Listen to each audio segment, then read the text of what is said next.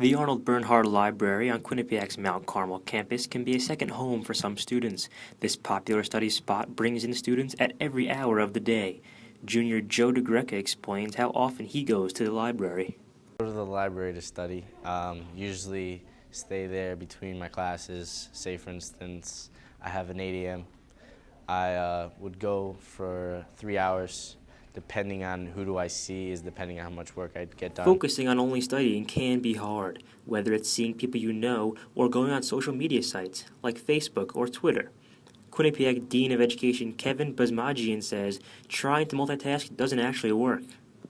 There are a lot of myths about what's called multitasking, and in fact the research in the brain really says that our brains really can't multitask, that we really need to be more focused on tasks at hand. So I think there's this perception that students can have Facebook open, have another website open, maybe even have a book open, and then they can actually take that information in, but actually research says that that's not the case. With distractions causing less work being done, students are forced to find other ways to get their work done on time. A popular study habit among students has become pulling an all-nighter. But the question is, does it really help?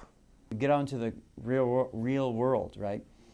You don't often have 3 weeks to get something done. You sometimes do have just a day or 24 hours. And you in broadcast journalism, you probably are going to have that kind of pressure. So I think it could actually be a benefit in terms of preparing you for the way that world really is. And that is, sometimes you don't have 3 weeks to do a paper. Sometimes your editor says, I need this tomorrow, and you've got to go up and do it. So I think that there's probably some benefit to those, but I don't think the level of retention is what it would be if you worked on something over a course of a week or 2 or 3 weeks. All-nighters can lead to sleep deprivation, thus resulting in students being unprepared for class and possibly seeing their grades go down.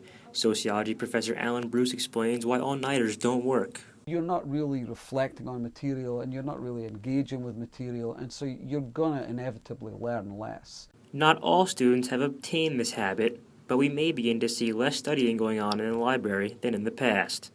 Joe Chavone, Q30 News.